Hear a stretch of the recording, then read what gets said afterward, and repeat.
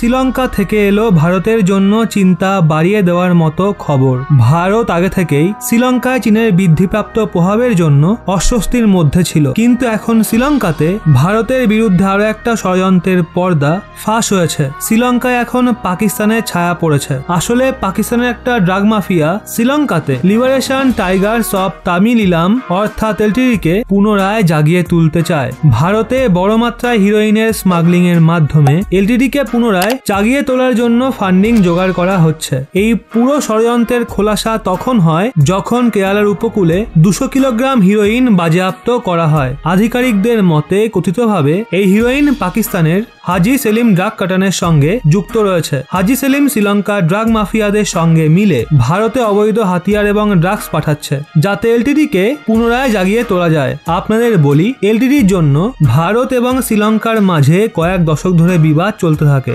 সবচেয়ে বেশি অবাক করা বিষয় হলো পাকিস্তান সব সময় এলটিটির বিরুদ্ধে লড়াইয়ে শ্রীলঙ্কাকে সাহায্য করে এসছে, কিন্তু এখন ওই পাকিস্তান শ্রীলঙ্কাতে পুনরায় এলটিটিকে জাগিয়ে তুলছে। এর উদ্দেশ্য ভারত এবং শ্রীলঙ্কার মধ্যে সম্পর্ক খারাপ করা।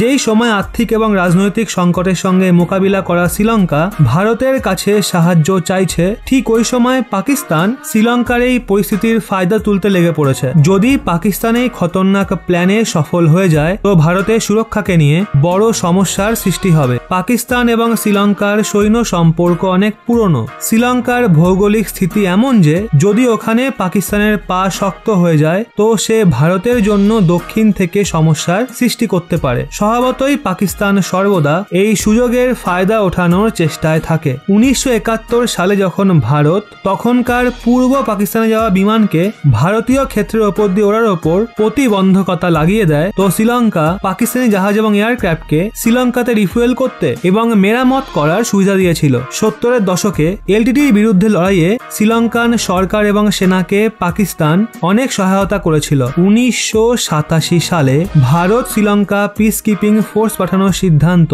এর জন্য নিয়েছিল, কারণ তাদের অনুমান ছিল শ্রীলঙ্কার সরকার পাকিস্তানের সেনাদের এলটিটির সঙ্গে মোকাবিলা করার জন্য রাখতে পারে। এই সময় চীনের জালে ফেসে বরবাদ হওয়া শ্রীলঙ্কান সেনা জনতা এবং সরকারে ভারতের সমর্থন পাওয়ার মারাত্মক ঢেউ রয়েছে। এখন এক্ষেত্রে পাকিস্তান এমন ভেলকি খেয়েছে যার চিহ্ন পাওয়া অসম্ভব। পাকিস্তান এখন এলটিটিকে সাহায্য করছে। সদ্যই কিছু এমন শিপমেন্ট ধরা পড়ে যা ড্রাগের ছিল। ওই শিপমেন্টকে পাকিস্তান থেকে পাঠানো হচ্ছিল আর তাতে পাকিস্তানের ড্রাগ লর্ডের চিহ্ন ছিল। পাকিস্তান শ্রীলঙ্কাতে একবার পুনরায় এলটিটিকে জাগিয়ে তোলার চেষ্টা করছে, মানে যেই পাকিস্তান কোনো এক সময় এলটিটিকে দমন করার জন্য শ্রীলঙ্কাকে সঙ্গ দিত, সেই এখন এলটিটিকে পুনরায় হাতিয়ার এবং পয়সা পাঠাচ্ছে। পয়সা পাঠানোর সবচেয়ে সহজ পদ্ধতি ড্রাগ সাপ্লাই। যেই পাকিস্তান গোটা দুনিয়ায় ইসলামিক জঙ্গিবাদ ছড়ানোর জন্য পরিচিত, সেটা প্রমাণ করার চেষ্টায় রয়েছে। কম করে জঙ্গিবাদের মামলায় সে ধর্মনিরপেক্ষ সেকুলার। এখন পাকিস্তান সমস্ত জঙ্গিকে সহায়তা করবে, সে তারা যেই ধর্মের হোক, যেই দেশেরই হোক। তো বন্ধুরা, এই নিয়ে আপনাদের কি মতামত নিচে কমেন্টে অবশ্যই জানান।